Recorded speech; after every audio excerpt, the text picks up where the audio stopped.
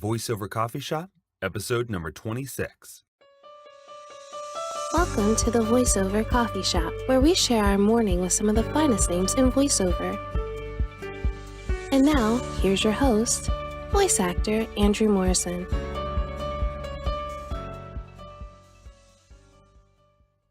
Hi there, my name is Andrew Morrison, and welcome to the Voiceover Coffee Shop, where we start our day with some of the finest names in voiceover. If you'd like to know more about me, feel free to visit my personal website at www.voicebard.com. In this episode, we have coffee with my dear friend, Chad William Fischer.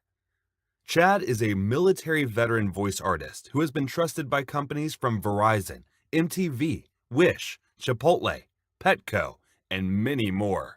He has also provided voice work for large AAA video games and countless indie titles, such as Sword Legacy Omen, Shadowverse, Battletech, and many more. In this episode, we talk about marketing to video games, using Casting Call Club as a resource, military portrayal in media, and cold call marketing. Hey, Chad, how are you? Hey, good. Thank you.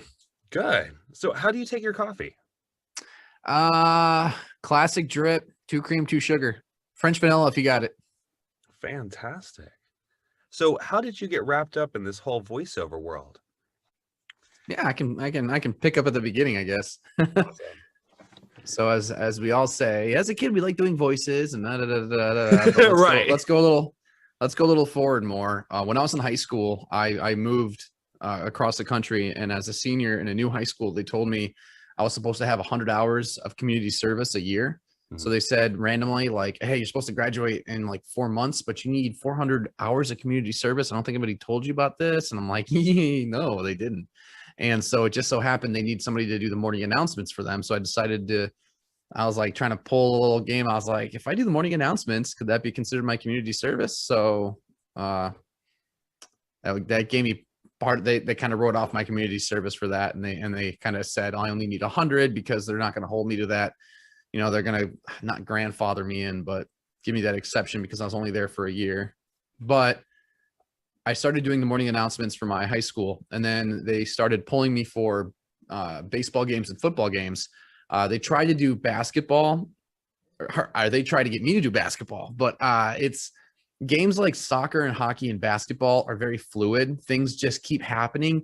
It's not something that you can just, I know what fouls are, but the amount of people that come in and out, if you aren't like very familiar with these people and what their names are and how to pronounce them, it's hard to, just go, man, Ted subbed out for 15 coming in, off the Kenosha team, and I'm trying to sit here. And I'm like, I don't know how to pronounce that guy's name. Like, it's just, it goes so fast that unless you are very familiar with the names of the people, the different kind of stuff, color commentary, and how that goes for those sports, those weren't the sports that I normally watch.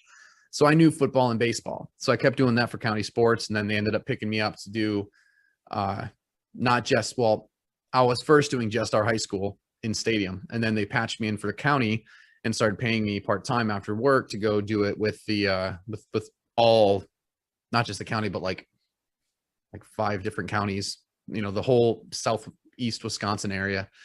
And then I started working on a local radio station that was actually ran by the school.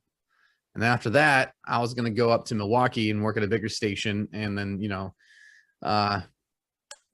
that all kind of things happened. Life happens. I was young and dumb, and I hit a brick wall where I realized if I want to succeed in radio, I need more than just a high school degree, because everybody above me had, masters in broadcasting and, journalism and stuff like that. So I hit that brick wall and I just decided to join the military. So I did 6 years as a submarine missile tech, and that took me out to Seattle area. So I was living over near Olympia, Seattle. And once I was about to get out of the military, I realized I didn't want to re-up. I didn't want to keep doing it. I wanted to go back into something with my voice, some kind of performing art, something creative. And I started building up my own home studio, buying some stuff. When I say building up my home studio, what I mean is taking a staple gun and stapling comforters to every wall, and just to help reduce the reverb. And I had this little extra room in our house that I was using as my office, and it was all right sounding. And, you know, I made sure that I did as much as I could, reading YouTube articles, checking out the, you know, all the different references and stuff like that. So my first piece of gear was a AT2035 XLR with a pre-Sonus audio box. But I've been thinking of upgrading those. But first, my Studio 192 has been very reliable for me for, you know, the 4 years I've been using it. So all I did was just get myself a new 416, because you got to have a 416, you know, when you're doing, for me at least, it was primarily commercial. Most of my stuff is commercial. That's like my day to day. That's what I'm actually booking most of the time.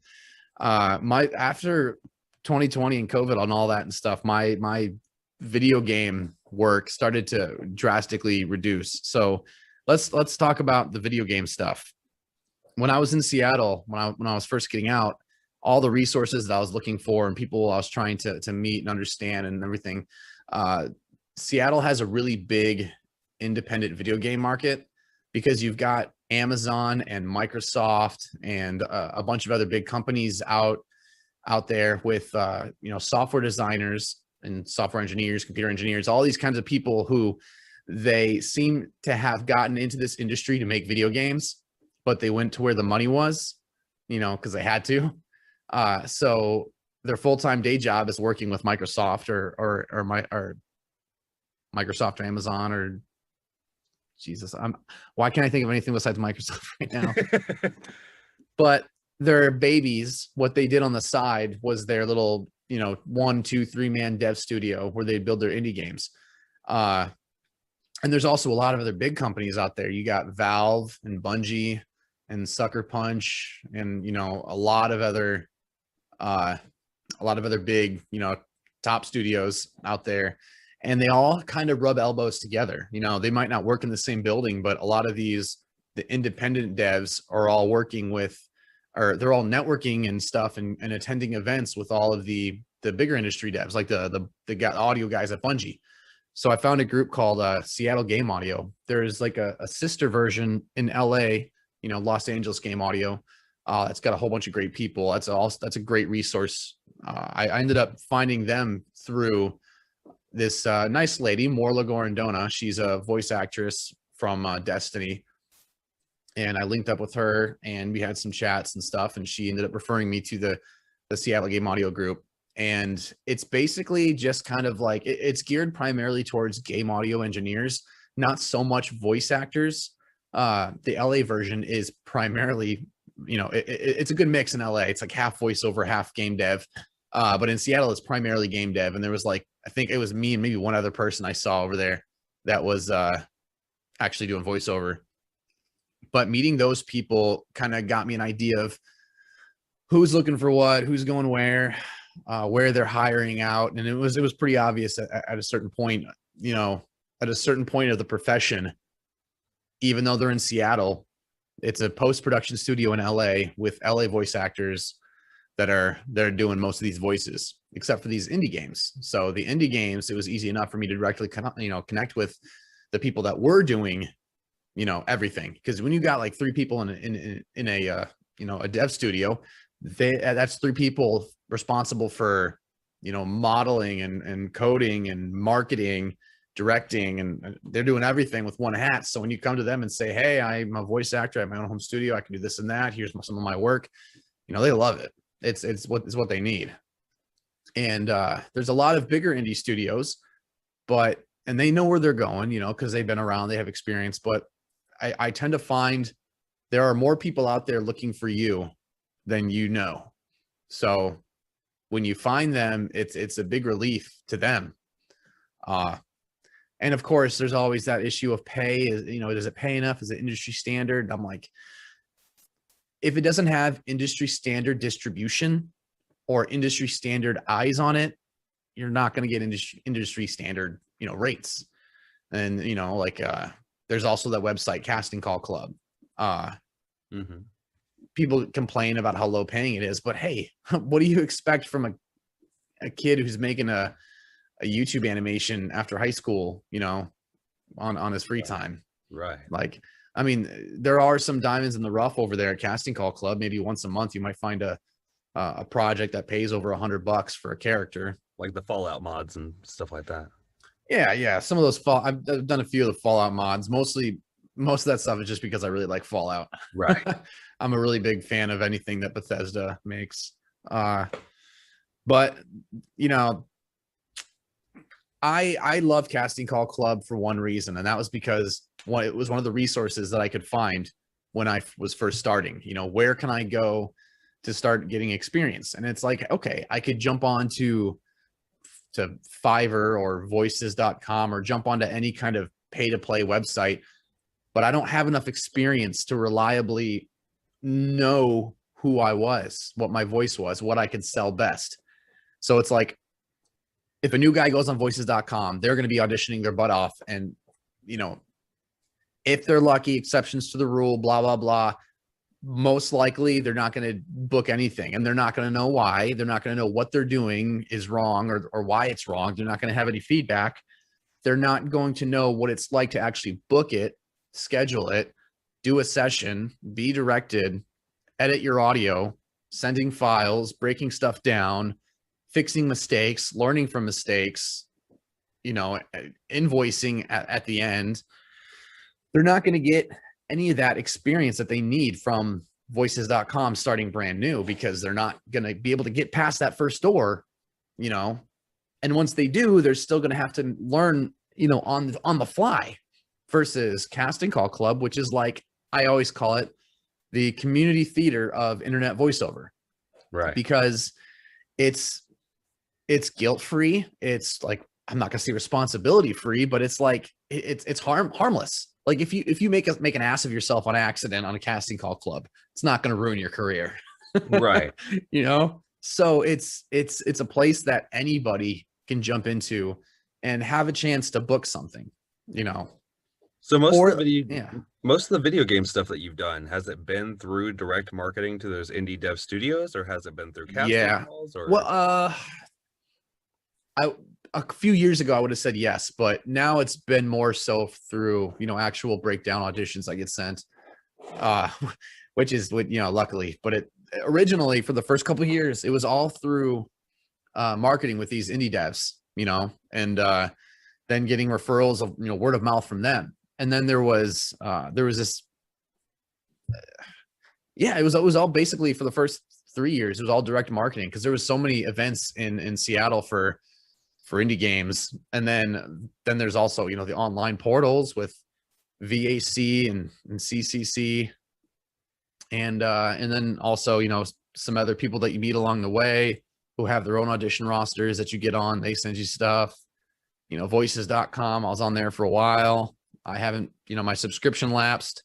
I'm not going to get into that whole debate. You know, if you don't like it, don't play with it. If it's out of your budget or if it's too low for your rates, then don't take the job. Otherwise, you know, you can sound like me, who talk trash about TikTok, not understanding, you know, how new generations consume their media, or how the next generation is going to feel about their stuff. We can stick to our ways, or we can adapt and change with things. I will say one thing, you know, I've never met somebody in this industry who is as powerful with marketing and advertising as J. Michael Collins. And he's on like most of the platforms, at least. And he's like, if you go to voices.com right now and you go to the raw, like search for members, or search for a voice, chances are, no matter what genre you pick, one of the top 10 will be J. Michael Collins. The dude's got a good business. He makes a lot of money, and he's on that website. But I'm damn sure that he does what I just said before. He declines stuff that's out of his rate, you know, and if it is, pass it down to somebody else. We can talk trash about that company all they want, you know, but at the end, it's not going to book you a job. Right. So on the acting side of it, how does video game acting for you compare to regular animation acting? Well, I feel like animation has so much more actual acting in it. Because for me, 90% of the time when I've booked video games, I mean, for all video games too, it's awesome to have dialogue and narrative dialogue. But the primary chunk of video game work is efforts and grunts and all the random one-liners, move, you know, stuff like that. And it's just, that's fun. That's cool, you know, but it's so much more interesting to actually do a AAA video game, for instance, would have a little bit more, you know, with this, like the Call of Duty games, they have so many cutscenes. You're going to have a lot more, you know, to do with that. But it's harder to book those, of course, because those are going out to LA agents, and you're competing against people like, you know, Nolan North and Troy Baker and freaking so many. Why? I know so many other names right now, but it's those two that just come to mind. You got the competition on that scale is so much greater. That's one place that I have not yet gotten to. I've gotten myself a few AAA games, but that, you know, those are once a year. So you were talking about how you came from the military and started getting into VO. I know you're a member of the Veterans in Media and Entertainment. What is that organization? VME is kind of a way for veterans to find, when they get out of the military, that they have spent 5, 10, 20 years working in one area of the world, or one industry, and then realizing things are completely different on this other side. And then now you're competing against people who have also been working all those years. Like for me, for instance, I'm 31, and I'm like, man, I should have done this years ago. I wish I would have started, you know, in high school. Like, right. I mean, I was in Virginia Beach, where there was like Studio Center or something right over there. I could have started doing stuff with them. I had no idea. But if I would have, I would have a huge leg up on myself from where I am right now. But what VME wants to do is help to bridge that gap, to take the military veterans who had all that time into something completely different. Like for me, I was a missile technician. I was working with hydraulics, pneumatics. I did a complete 180. So like most of the stuff that I did was completely irrelevant, unless, of course, you know, I do a video game and I'm doing something and they're like, hey, what would it sound like with a call sign? Or when, you know, and I'm like, well, we had something called, hey, you, it's me message. So you would say, Andrew, Chad, what's up? You know, like that's how you could be a tech advisor for a video game sometimes, you know, on advising on the dialogue, or you might have a little bit of a leg up or something like that. Like when I did Division 2, I am 90% sure that having military veteran on my resume, on my submission, was part of the reason why they booked me, you know, because they kind of told me that when I was there, but it's kind of like a little tool to have in the bag to just say, you know, I've got this. It's like somebody who says, oh, I'm also a dancer, or I know, you know, I'm also an influencer. But so how do you feel the military is represented in video games and things in media? I will say a lot better, honestly, a lot better than we should be, because Jesus Christ, like Down Periscope was the most accurate submarine movie I've ever seen. You know, it's a crazy, crazy world, you know, when you're stuck with only a few people for however long, the conversations you have, the things that pop in your head, you know, you have to rack your brain with every possible thing you could ever think of.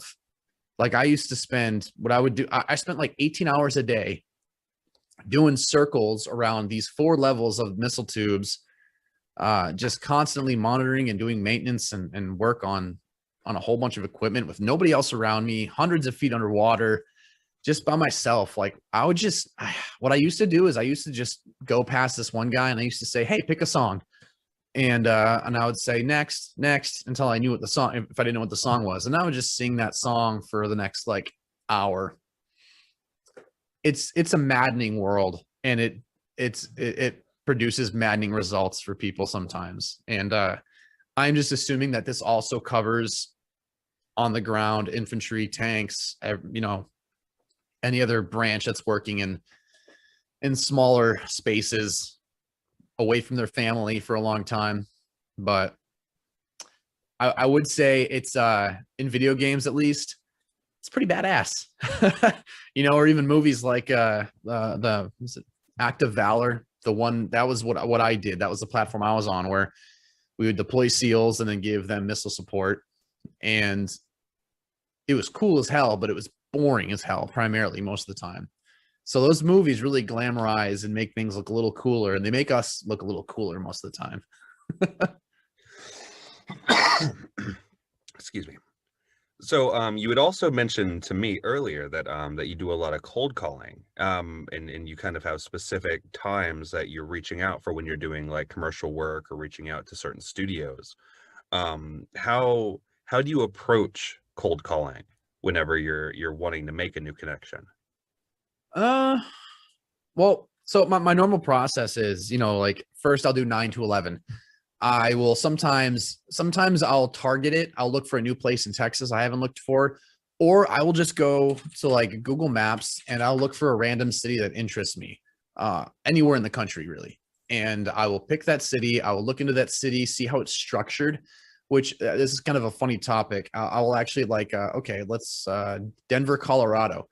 So I see that Denver has a bit of a loop, but there's also some other, a little smaller bureaus around it. It's got Rocky Mountain National Park. It's got all the mountains next to it, Mount Evans, Grays Peak. I'll get kind of an idea of what's around, and Boulder. Like Boulder is just a small suburb of Denver. I never knew that.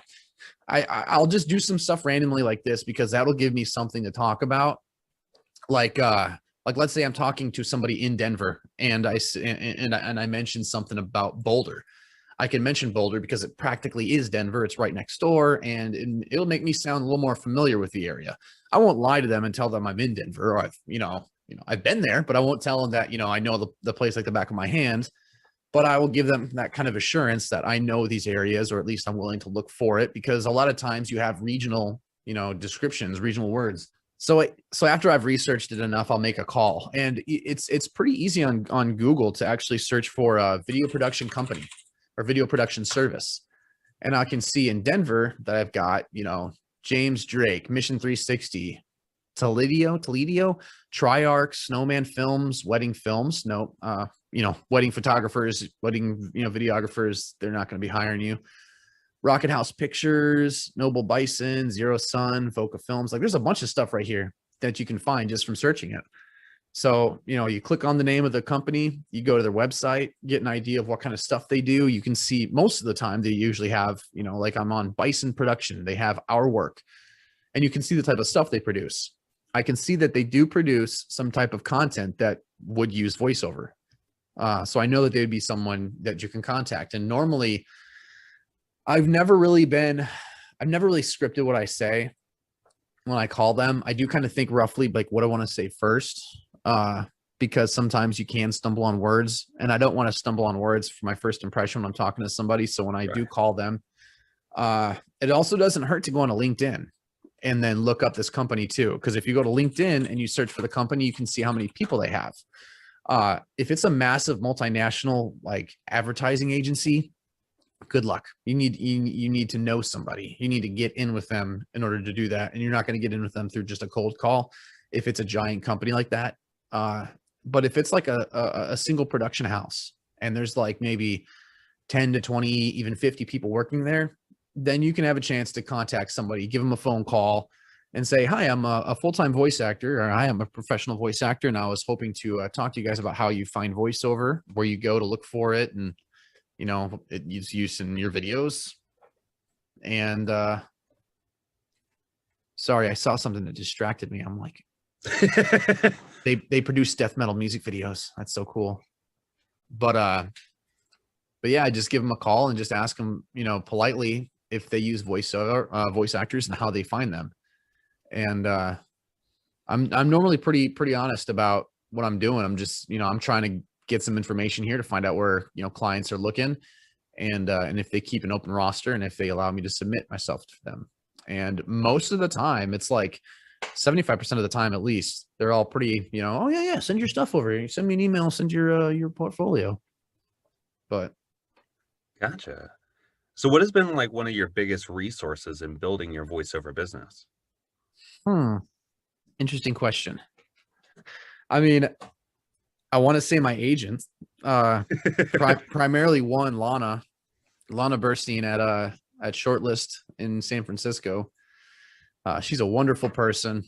She met up with me and my wife a couple times. Once actually, 2 different places. Once when I was driving back from LA, moving back to Washington with my wife. She met us out over by the Redwoods. But forming a relationship with her and then sending her stuff, sending her names of people, be like, hey, I got a name for somebody who is, a talent coordinator at this place. I would love for you to do the introduction, something like that. That has been a blessing, especially since she actually cares about it, and she actually, goes forward with those. Otherwise, besides my agent, I think the best thing for me was when I realized that my natural voice, my natural, normal, everyday talking voice, with maybe just a little more emphasis, is what sounds the most authentic. That takes a long time to figure out. Yeah, it's a lot about confidence, and it's a lot about your own security and your own, getting past your own insecurity. But since I started, back in high school doing the morning announcements, that's all I did was I just used my regular voice. I didn't try to zazz it up a little bit and say, hey, this is your morning announcements, or I didn't do any stuff like that. I get a lot of auditions where they're looking for, let's say it's a Ford commercial and there's the Sam Elliott's in the casting spec. Be like, okay, I could try, but I'm not going to beat out the guy who actually naturally has that deep Ford voice. For me, it's just going to sound fake. So learning, the biggest resource for me, helped me to not waste so much time, because I learned what I book, what I sound like naturally, and what my best reads are. And my best reads are just being myself. There's a little quote that I kind of coined as my unofficial motto, and you are your best impression. So I like that. Yeah, it works, because if you try to be somebody else, you're going to get outbooked by that somebody else. Right. So if you were to write yourself a letter now back to pre-voiceover Chad, what would that letter say? Oh, man. Other than start this sooner. Take that last bonus you got and get professional demos. So what do you do outside of the booth to kind of recharge your batteries? What does Chad enjoy in life other than voiceover? Pokemon. Yeah. I've been a big fan of Pokemon for 25 years now. They're coming on the 25th anniversary. When I was a kid, my cousin Steve had a fiance, Chris, who worked at a shop in the mall, and they would get Japanese Pokemon cards. So I first started getting Japanese Pokemon cards before they were released, before the English versions were released in the US.